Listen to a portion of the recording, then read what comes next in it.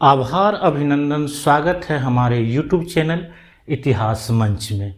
आज पुनः एक बार हम लोग क्लास 12वीं सब्जेक्ट हिस्ट्री, टॉपिक का नाम है भक्ति एवं सूफी परंपरा, इसके बारे में अध्ययन करने वाले हैं।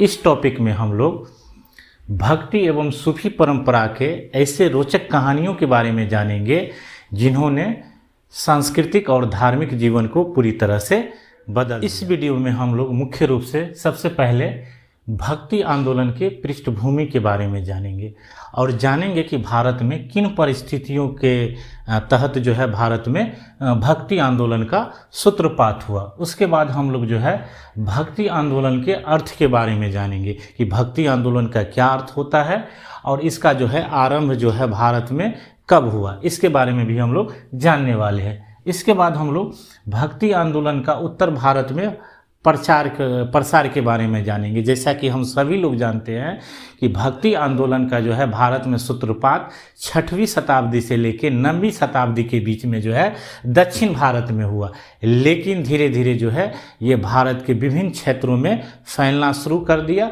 और ये जो है उत्तर भारत में भी इसका जो है प्रसार हुआ। इसके बाद हम लोग जो है भक्ति आंदोलन के प्रमुख विशेषताओं के बारे में जानेंगे और जानेंगे कि भक्ति आंदोलन की क्या क्या विशेषताएं हैं।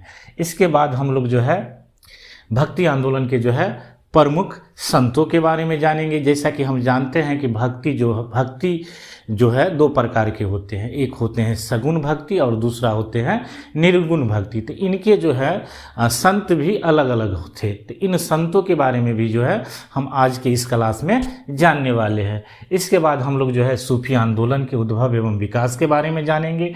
फिर प्रमुख सूफी सिलसिले के बारे में भी जानेंगे कि चिश्ती सिलसिले क्या है, कादरी सिलसिले क्या है, नक्शबंदी सिलसिले क्या है। तो इन सारे चीज़ों के बारे में जो है आज के क्लास में हम लोग जानेंगे और अंत में जो है हम लोग इसका मूल्यांकन करेंगे और निष्कर्ष के बारे में भी अध्ययन करने वाले हैं। तो आइए शुरू करते हैं आज का क्लास। भक्ति संस्कृत भाषा का शब्द है। भक्ति शब्द की उत्पत्ति भज धातु से हुआ, जिसका अर्थ होता है सेवा करना, प्रेम करना, श्रद्धा रखना, समर्पण करना। जब हम ईश्वर के प्रति सेवा का भाव रखते हैं, प्रेम का भाव रखते हैं, श्रद्धा के भाव रखते हैं और समर्पण का भाव रखते हैं तो हम इसे भक्ति कहते हैं, यानी भक्ति का रूप होता है। भक्ति मुख्यतः दो तरह के होते हैं। पहला होता है सगुण भक्ति, जिसके माध्यम से हम लोग ईश्वर के साकार रूप को मानकर ईश्वर का भक्ति करते हैं। इसमें हम लोग पूजा अर्चना, व्रत, उपवास, भजन कीर्तन के माध्यम से ईश्वर का भक्ति करते हैं। अगर इनके प्रमुख संतों की बात करें तो तुलसीदास, सूरदास, मीराबाई इसके प्रमुख संत हुआ थे। दूसरा है निर्गुण भक्ति। जब हम ईश्वर के निराकार रूप को मानकर जब इनकी इबादत करते हैं तो हम लोग इसे निर्गुण भक्ति कहते हैं। इस भक्ति के माध्यम से हम अपने मन, विचार, ध्यान, योग के द्वारा ईश्वर से जुड़ने का प्रयास करते हैं। इसके अगर हम प्रमुख संतों की बात करें तो कबीरदास, गुरु नानक और रैदास जो है इनके प्रमुख संत थे। भारत में भक्ति आंदोलन का सूत्रपात ऐसे समय में हुआ जिस समय में समाज में कई तरह के सामाजिक कुप्रथाएं व्याप्त था। धर्म जो है केवल समाज के ऊंचे वर्ग ब्राह्मणों तक ही सीमित था। समाज के जो है नीचे वर्ग के लोग, महिलाएं जो है डायरेक्ट जो है ईश्वर से नहीं जुड़ सकते थे। कर्मकांड, यज्ञ जो है काफ़ी जटिल हो रहे थे। समाज में कई तरह की कुप्रथाएं व्याप्त था, जैसे जाति व्यवस्था, छुआछूत आदि जो है का प्रचलन जो है काफ़ी व्याप्त था। तो ऐसी परिस्थितियों में एक ऐसे आंदोलन की ज़रूरत था जो इन सभी तरह के सामाजिक कुप्रथाओं को समाप्त कर दे। तो इन्हीं परिस्थितियों में जो है भारत में जो है 6ठी शताब्दी में जो है एक आंदोलन का सूत्रपात होता है, जिसे हम लोग जो है इतिहास में भक्ति आंदोलन के नाम से जानते हैं। भक्ति आंदोलन की शुरुआत अलवार एवं नैननार संतों के द्वारा 6वीं शताब्दी से लेकर 9वीं शताब्दी के बीच में जो है दक्षिण भारत में किया गया। रामानुजाचार्य ने सगुण भक्ति में जो है दर्शन का जुड़ाव कर दिया, जिससे भक्ति आंदोलन काफ़ी रोचक हो गया और दक्षिण भारत से भक्ति आंदोलन धीरे धीरे उत्तर भारत की ओर फैलना शुरू हो गया। भक्ति आंदोलन की कई विशेषताएं थी, जिनमें जो है निम्न जो है प्रमुख विशेषताएं इस प्रकार है। सबसे पहला है ईश्वर से सीधा जुड़ाव, दूसरा है लोक भाषा में उपदेश, तीसरा है जाति व्यवस्था एवं कर्म कांड का विरोध, चौथा है निम्न जाति एवं महिलाओं की सहभागिता।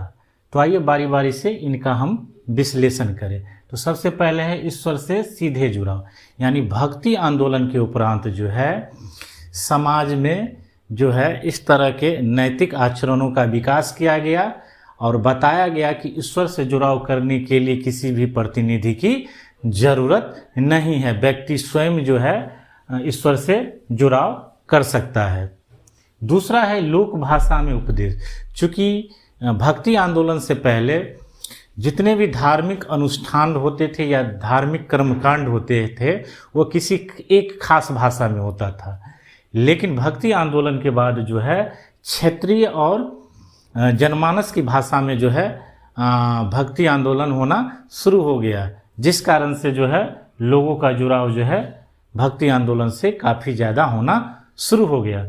तीसरा है जाति व्यवस्था एवं कर्मकांड का विरोध, यानी भक्ति आंदोलन के उपरांत जो है सभी लोगों ने जो है जाति व्यवस्था और कर्मकांड का विरोध करना शुरू कर दिया, जिस कारण से जो है लोग जो है बहुत तेज़ी से जो है भक्ति आंदोलन में जुड़ना प्रारंभ कर दिया। और चौथा है निम्न जाति एवं महिलाओं की सहभागिता, यानी पहले जो था भक्ति आंदोलन से पहले जो है समाज के ऊंचे वर्ग यानी ब्राह्मण ही भक्ति अनुष्ठानों में, कर्मकांडों में, यज्ञों में भाग ले सकता था, लेकिन भक्ति आंदोलन के उपरांत जो है समाज के निम्न जाति के लोग एवं महिलाएं भी जो है धार्मिक अनुष्ठानों एवं कर्मकांडों में जो है भाग ले सकता था, शिक्षा ग्रहण कर सकता था।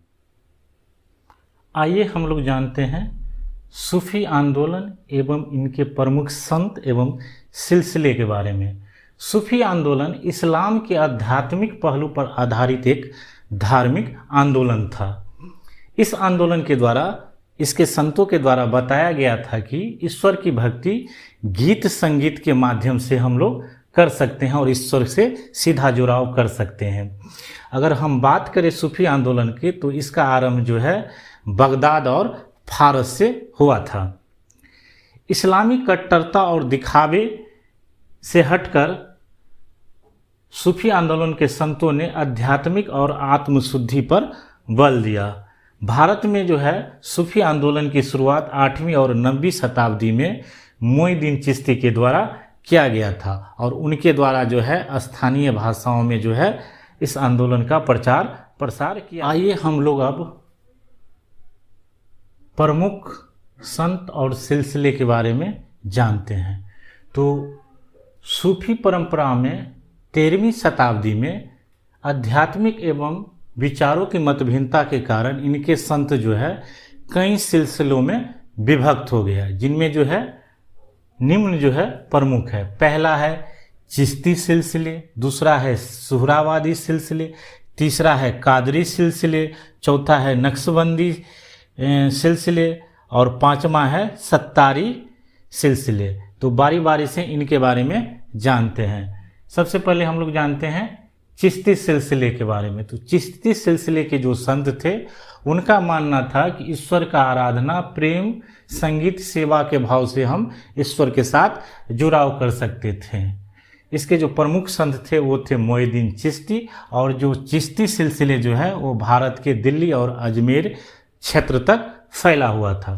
दूसरा था सुहरावादी।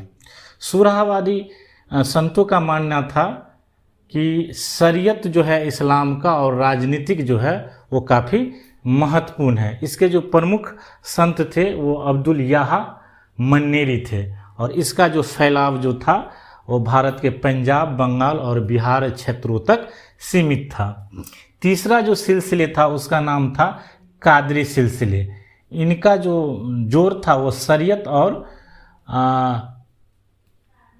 अन्य चीज़ों पर था। इनके जो प्रमुख संत थे वो थे अब्दुल कादिर जिलानी और इस सिलसिले का जो फैलाव था वो भारत और अरब तक फैला हुआ था। चौथा था नक्शबंदी। नक्शबंदी के जो प्रमुख संत थे उसका नाम था शेख अहमद सिरहंदी, और इस सिलसिले का फैलाव जो है उत्तर भारत और अफ़गानिस्तान तक सीमित था, और ये जो है शरीयत और ध्यान जैसे आध्यात्मिक मार्गों पर बल देता था। और पांचवा था सत्तारी। इसके जो प्रमुख संत थे उनका नाम था मोहम्मद गौस, और ये जो है योग और ध्यान जैसे आध्यात्मिक बातों पर जोर देता था, और ये जो है मध्य भारत तक फैला था। यानी कुल मिलाकर जो है 13वीं शताब्दी में जो है सूफी परंपराएं जो हैं वो 5 सिलसिलों में विभक्त हो गया जो निम्न था। अतः हम कह सकते हैं कि भक्ति आंदोलन ने प्रेम, सहिष्णुता और एकता के द्वारा समाज में धार्मिक एकता को बढ़ाने पर बल दिया। ये मेरा वीडियो कैसा लगा नीचे कमेंट में ज़रूर लिखें। अगर ये मेरा वीडियो आपको अच्छा लगा हो तो कृपया मेरे चैनल इतिहास मंच को लाइक करें, सब्सक्राइब करें और अपने दोस्तों के बीच शेयर करना ना भूलें। धन्यवाद।